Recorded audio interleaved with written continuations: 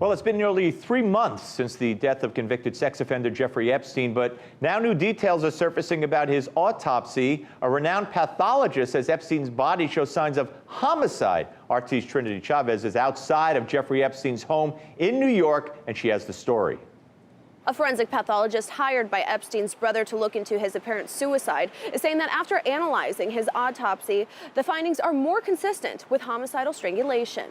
In an interview with Fox and Friends, Dr. Michael Baden, a former New York City medical examiner, said that Epstein has injuries that are extremely unusual in suicidal hangings and are more common in strangulation, which contradicts the chief medical examiner's conclusion. More consistent with homicide. And in fact, at the time of the autopsy, the doctor doing the autopsy didn't think there was enough information to say suicide, so she put it pending further study. And then for some reason, and they want to know, the family wants to know, why was it changed from pending further study to homicide afterwards? Epstein was found dead in his prison cell just days before he was supposed to testify in a Manhattan court and potentially reveal names of multiple high-profile people who were involved in his alleged sexual abuse of women and underage girls. The timing of his death fueled theories from those skeptical that he committed suicide. Suspicions only grew when more irregularities around Epstein's high-profile death surfaced. The FBI, the Justice Department Inspector General, and the Bureau of Prisons all launched investigations into how Epstein died and found that multiple surveillance cameras outside of Epstein's cell were broken at the time of his death, and regular protocols were not followed with guards, which included skipping routine checks on Epstein, and they even fell asleep. Meantime, Epstein's brother, Mark Epstein, wants to know why his brother's cause of death was changed to suicide just 1 week after the medical examiner's office said the determination was pending further investigation. Now, Epstein's death has only sparked suspicions that he was actually murdered, and surely this new piece of information will only fuel those rumors. Reporting from outside of Epstein's home in New York, Trinity Chavez, RT. All right, for more, we're joined by Jan Ronis, a criminal defense attorney who has been following the case and has worked with clients for many years in the same jail where Epstein died. Welcome. And let me ask you, first of all, what interest does the brother have in pursuing this maybe as a homicide as opposed to a suicide? Financially speaking, other than doing the right thing, is there a financial difference for the brother and the family, possibly? I don't believe so, because as I've seen reports that the brother is the sole beneficiary and the sole heir to his estate, and in fact, the money was left to him. So I can't see really a financial incentive. It's, you know, for some reason, this new conspiracy theory, like other conspiracy theories, is floating around, and maybe he feels that he's going to right what he considers to be wrong.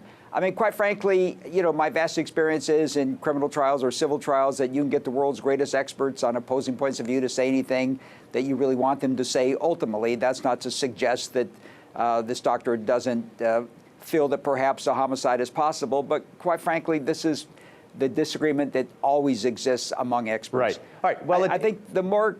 Go ahead. I'm sorry. The more compelling evidence is the fact that, look, I mean, this would take so many moving parts to engage in some kind of conspiracy to murder Jeffrey Epstein. He had, quite frankly, in my view, sadly enough, no reason to live. He'd lost his fame. He'd lost his fortune. He was about to lose his liberty, likely for the rest of his life. And really, what was there to live for Jeffrey? Okay. Jeffrey Well, to your point, and I'm going to start at the end, kind of here. But to your point, moving parts. If this is all true, and this has been widely reported, the guards, one fell asleep, the other one wasn't there. The cameras happened not to be working, and this man. Let's say, was well-connected, Jeffrey Epstein, had a lot of people that would have liked to have seen this happen. Let me put it that way. So are we not talking about a lot of moving parts that did move? Well, I mean, listen, I'm sure I know, because I've been in that jail multiple times. In fact, I'm going to be in that jail next week. But there are cameras all over that jail. It's possible that the cameras in the vicinity in which he was located may not have been working, but there are cameras that record who goes in that jail, who exits that jail. It would require a confluence of so many events that would result in his murder that is just, quite frankly, mind-boggling.